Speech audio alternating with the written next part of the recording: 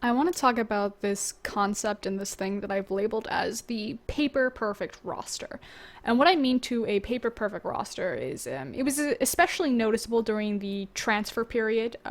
Through Reddit, just running rampant with all these roster rumors, or Korean here going this, or European player going this, particularly around the SK roster when it was released, and the immediate received impact was this is going to be amazing. It turned out very well. The SK organization is doing very well. The roster is very strong, and they look like a dominant force in Europe. To my expertise and to my background, naturally I'm going to talk about OMG because I am Frostgren and I love China. Um, OMG's roster announcement of taking Uzi, I think Monty and Thorin summed it up best. There's never been an acquisition to this level of star power as far as just the all-star names involved. In my personal opinion, OMG's acquisition of Uzi, cool, Loveling, Go Going, and at the time I had thought Cloud, of course, now they've kind of had a little bit of rotation through their supports, was going to be the first true super team. Now, Alliance has a reputation of being a super team of Europe, but and naturally, not to take anything away from Alliance, they had a great domestic run. They were very dominant in their region. They had a great global showing at the knockout stages and worlds, save for that Kaboom game. But I mean, otherwise they accomplished pretty much everything that they set out to do. So can say nothing, but it was just a great success. Where I think OMG is different from Alliance and being a true super team is that if you look across pretty much every single position on the roster, it's filled with the most dominant or arguably the best from their domestic region. And that's, I mean, frankly, that's not true when you look across Alliant. There's much more argument, much more room for debate, kind of, and who is the best for their positions. But let's talk specifically to OMG. So, Go Going, undisputed top lane king. Maybe not just even in China, possibly in the world, although we'll get to see that at Worlds. I would love to see Go Going face off against the likes of Duke and such. Of course, he's got Flame and Acorn and Flandre and Sky in his own domestic region, so there's a lot of exciting matchup. Koro's coming up very strong, but undisputedly, Go Going is the king of top in China. Cut and dry. Leveling, there is more room for argument here. I would say that last year, the strongest junglers in China, I know Clearlove has a reputation of being a very strong jungler in China as far as the Chinese fans are concerned, or a lot of Chinese fans agree with this. I do not think that Clearlove is a strong jungler per se. In terms of creating map pressure, snowballing his lanes, creative pathing, things like that. I think he's very mechanically gifted. I think his team fight and his role that he plays within a team fight is incredibly unique, very creative, and I think that lends to his strengths and kind of the strengths that are very transparent in how he interacts with, or how he interacted with World Elite when they were a dominant power, and how he interacts with EDG and their domestic dominance. So not taking anything away from Clearlove, I respect him as a player. I think his the shot calling that he does for EDG, or the parts of it that he does for EDG, is definitely beneficial to them and very important to their identity as a team. But Loveling, I would still say, is the better jungler from China.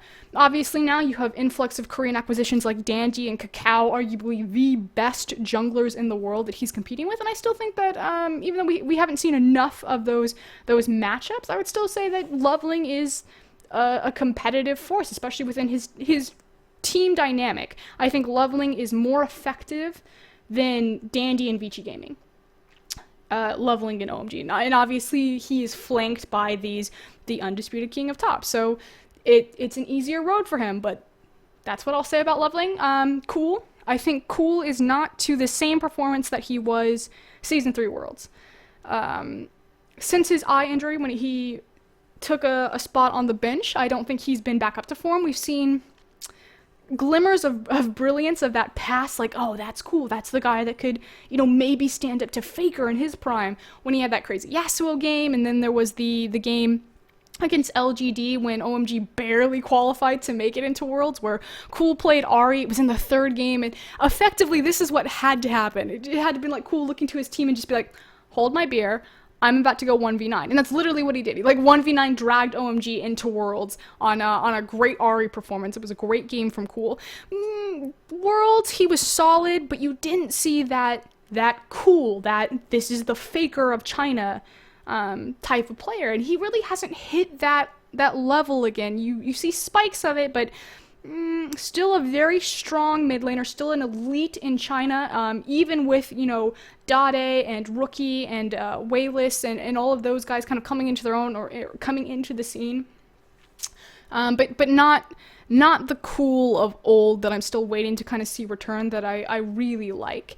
Then you go down to the AD carry position. I know I have personally been very vocal about Uzi and how I think that Deft and Name are better, but I just weight team fighting AD carries more than I weight lane dominant AD carries. Not that Uzi doesn't have fantastic team fight, I just think that Deft and Name do it better. That's a whole nother can of worms that I don't want to get into. The one thing that I will say is that you cannot talk about the best AD carries in the world without bringing up Uzi, and I think there's no one that will ever dispute that.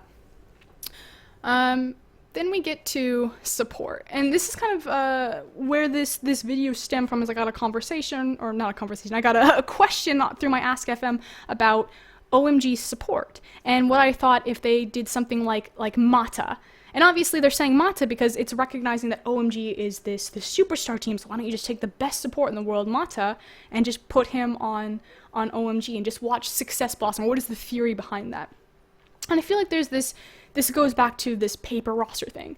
On paper, this roster looks amazing. This is a super team. Why don't we just take all the best players from every single region and put them on the same team? Why don't we take Quas and Meteos and Bjergsen and Sneaky and Lustboy? That'll be a super NA team. And let's take let's do Korea.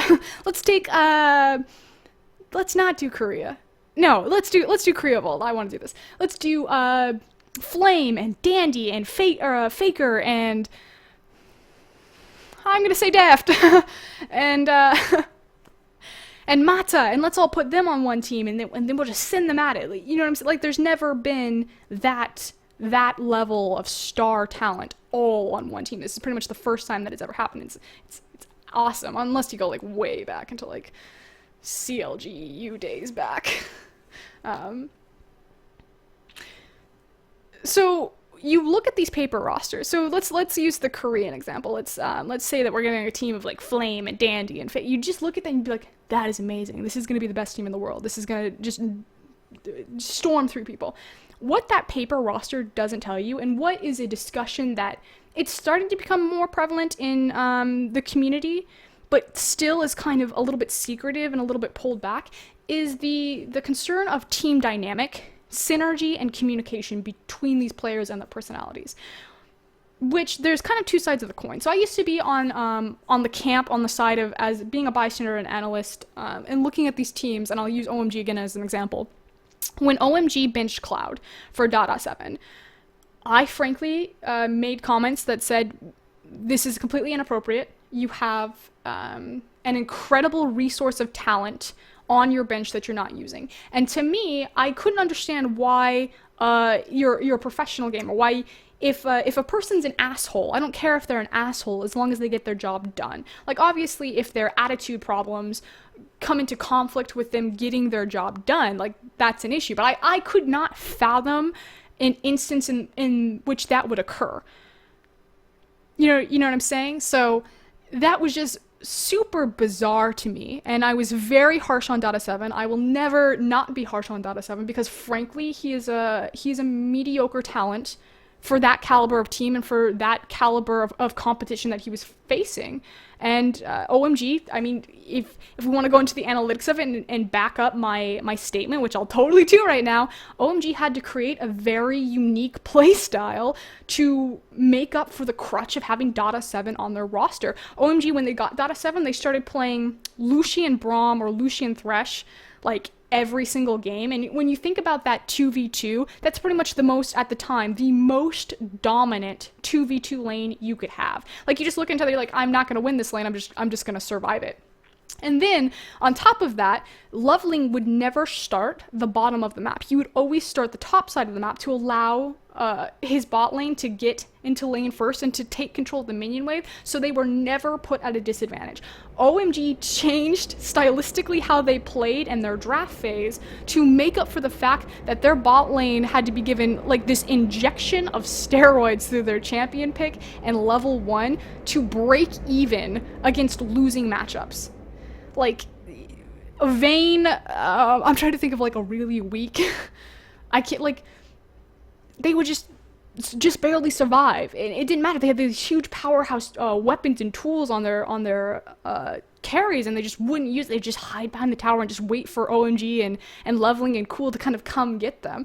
And so, just that about Dota 7 is incredibly crippling to a team's stylistic compositions. I mean, obviously, this is a huge issue, and I think this was super apparent in the knockout stage in the games against Fnatic, and just how devastating Dota 7 was to OMG's success rate. And then you had that, especially because it was juxtaposed kind of back to back against Subbing and Cool when OMG had that 3-0 run through Naj and White Shield, which was just Cloud is a solo queue Thresh player. You cannot let him have that champion, and it was just disgusting performance for just amazing Thresh plays. I mean, this is like Mad Life level shit. He performed just as well domestically, but we just kept hearing these little rumors, just it's attitude issues. He argues with Leveling, he shit talks his own team. It's just not working out, and I was just really adamant. I was like, this is a professional gamer. You're at the world stage. Like, there's a lot of money up for grabs here. You make that shit work. You suck it up, and you play with the Terrell Owens. Like, that's that's kind of how I felt with it. Of course, Terrell Owens not doing so well right now. I hadn't had experience working with teams, so I didn't understand. I just saw the paper roster of just put Cloud in there and everything will be okay. I didn't see the invisible facets in between these players about where they connect and kind of the ecosystem of creating a healthy team to thrive in competition. And I want to now use the example of when that all fell apart. So in talking through my Chinese whispers about what happened against OMG versus Starhorn Royal Club, and I think if you know what happened in that team dynamic, it makes perfect sense when you visually watch the game. So in the game where Insec played Fiddlesticks, which I just want to go and say for a moment, I was like really harsh on Insec, but I think he played a different champion for pretty much every single game of that series, showed an amazing wealth and diversity of champion pool and his ability to perform and impact the game, and I felt that was a great series for Insec, so just wanted to point that out. I thought it was a great series from Insec. Plays the Fiddlesticks game. Cool is on Twisted Fate, Cloud is on Thresh. They have, OMG have a sizable gold lead, and they had just taken the bottom inhibitor tower, I believe, and they're pushing on to the inhibitor. And this is what was told to me. In comms, during that moment, OMG is saying, and their primary shot caller is going to go going and Leveling, back, get back. And they're going to reset the map, and they're going to look for another objective. Cloud is saying, and of course there's this history of Cloud supposedly having shot calling arguments and issues between Leveling specifically. I guess Leveling has a very defined way about how he thinks about the game, which he keeps secret. Like, if you ask him in interviews, he doesn't really relay it, but he supposedly has this very like set way. This is how you play League of Legends. Cloud is saying to go forward. And of course, OMG is scared of a flank because they know that Starhorn Royal Club's getting back up. They're close to their base, that they could get flanked and they could get wiped. Cloud goes forward. He finds the hook on Thresh. And of course, he follows it in.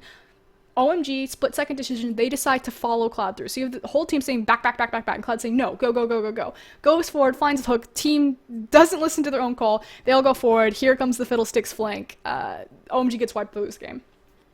At that moment, comms died. Just team completely. People, they say tilt.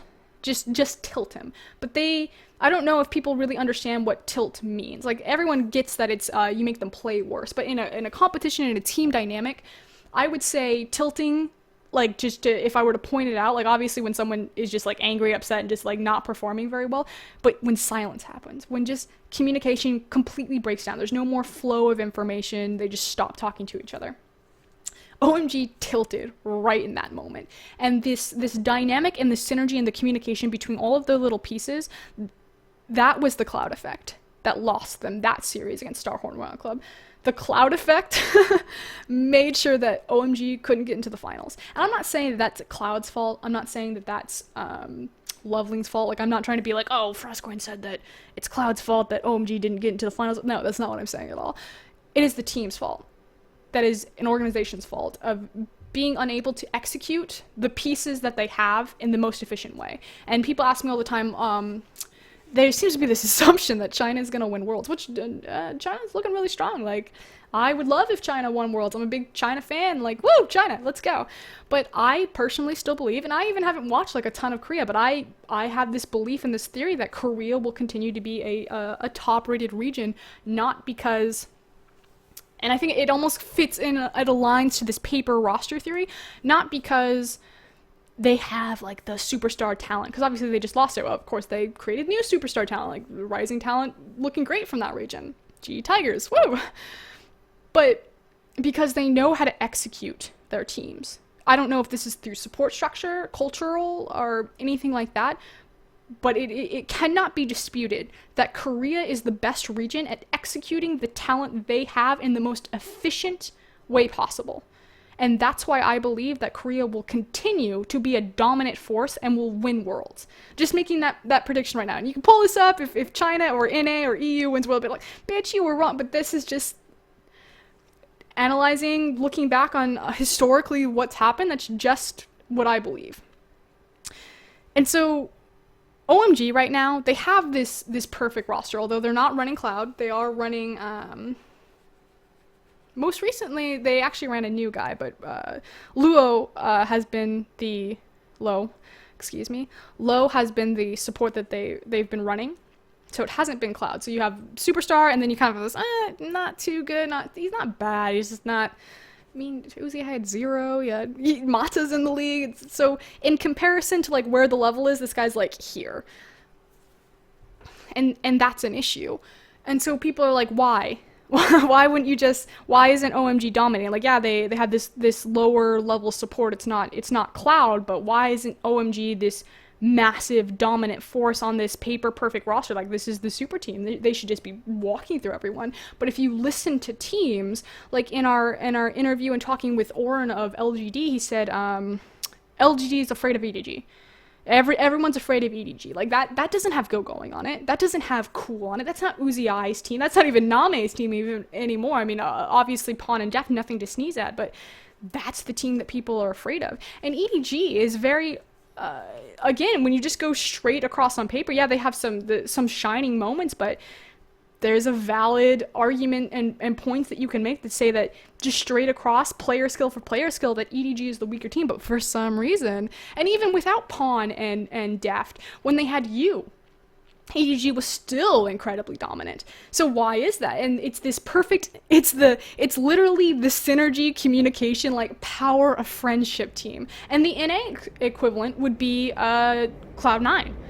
Everyone criticizes Hai for his mechanical ability. Anytime Hai does anything wrong, people will just jump all over him. But everyone's like, but he's the shot caller, guys. And shot calling is really important. A team dynamic and synergy and that power of friendship, that, like, there you go, North America. It's like right there in front of you. Cloud9, TSM, brute force mechanics, all-star talent. Not maybe in every single role you can kind of argue, but they have Bjergsen. Like, this is an amazing mid laner in North America. I would probably say, the top mid laner, definitely in the conversation of the top mid laners. And Cloud9 and TSM, historically, maybe not this year, just speaking kind of in the past, have just kind of been like right there. And so you now have this balance between this paper perfect roster and the invisible lines in between it. And it's weird because it's kind of been in front of everyone, but no one ever talks about it. And so the other aspect of this, like the Cloud effect that I wanted to talk about and address, which again, it kind of all comes back to the main question that I was asked of, what do you think of Mata on OMG? This is a lesson that I had to teach people, and thankfully I had a great assistant, the other assistant coaches, and the head coach Ferris at RMU. I worked with Jason, the two Jose's, and Ferris, agent. Fantastic guys. We would constantly have to take out our teams, because at Robert Morris University, not going to get into anything about the school or controversy or anything like that. I don't care. Not going to get into it. It's not my place. I'll talk about the esports program. While I was there, you had 35 students, 7 different teams. It was a microcosm of ELOs. You had silver to challenger. It was amazing. I loved all the players that I interacted with, loved the support staff. great time, would do again, but it was effectively like an experiment. And what I thought was really interesting was that if you went to a silver team and you went to a challenger team, the communication issues, despite ELO, were actually exactly the same. Like, there were very similar personality and team dynamic issues kind of across the board. Like, it didn't matter, have anything to do with skill set. And I remember we had this conversation with one team in particular where we just had to throw down the gauntlet and kind of say, I'll use an example of Cloud9 again. A lot of people kind of wrote off to fix Cloud9 that you would just take Hai out of the mid lane, you would put him into support position, because obviously support's much easier to play, it's not as mechanically intensive as mid lane. Not even gonna go there. And you'd take like, let's take Dade. And you would throw like a Korean elite Dade, I guess, in that mid lane. And then you'd pull Lemon from support, you put him on the coach. Bam, that's they're like, duct tape it together, that's how you would fix Cloud9, that will make it an amazing team. I think my voice slightly changed to like insinuate some sort of Reddit community stereotype there, I apologize. But what that doesn't show is that every team does this. They'll find who they think is the weakest player or the weak link in the chain, and they'll just say, if I just take this player A and just replace with player B, everything will be fine. That's true to an extent. And there have been cases, like the famous Dade roster swap between the Samsung teams. There have been cases where that's been executed very well. But you have to think about it from this perspective.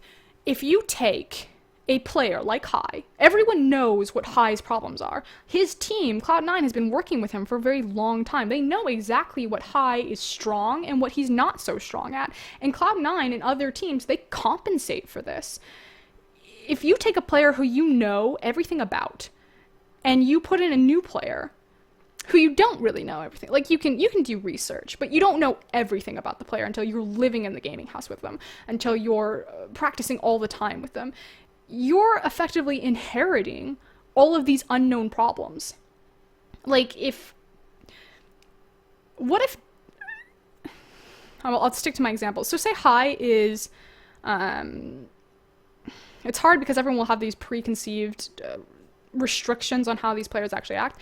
Let's say Dade is just like a nightmare to work with. Let's just say Dade is, just hypothetically, don't know the guy, just a nightmare to work with. He demands attention to his lane. You have to be in his lane all the time. You have to babysit him, hold his hand. Something like that, like a player requesting that, would change the dynamic of Cloud9. It would change how that team operates. And if they're already really, really good at playing this specific style around Hai's weakness and then magnifying, and not just Hai, but everyone's weaknesses on the team and everyone's strengths. I think Thorn made the video of play to your strengths. Great, pretty much covers this. Like, you understand what I'm saying? Like, it looks good on paper, a quick fix, and you might have an immediate upgrade.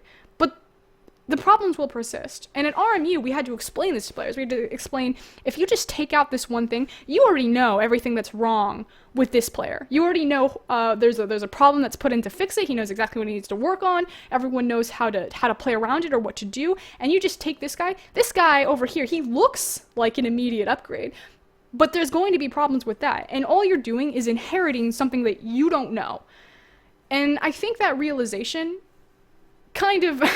it kind of shocked them a little bit. And it's always that first response anytime, no matter if I'm working with a North American Challenger team, or I'm working with a silver team, or I'm working with a master team, like, that is always the response. This guy's not performing, replace him. And that's so ingrained, and I don't know if it's just ingrained in the North American scene, because obviously that's the scene that I physically have worked with players, and if it's like that in the Chinese or the Korean or even the European regions. But I think it's a side effect of not really of that paper roster, the perfect paper roster kind of problem, conundrum, if you will, that's going on. So I just wanted to address that and go back to the question of if Mata was placed on OMG, if that would make OMG the more dominant team. And frankly, the answer is, I have no idea. It's it's really impossible to say.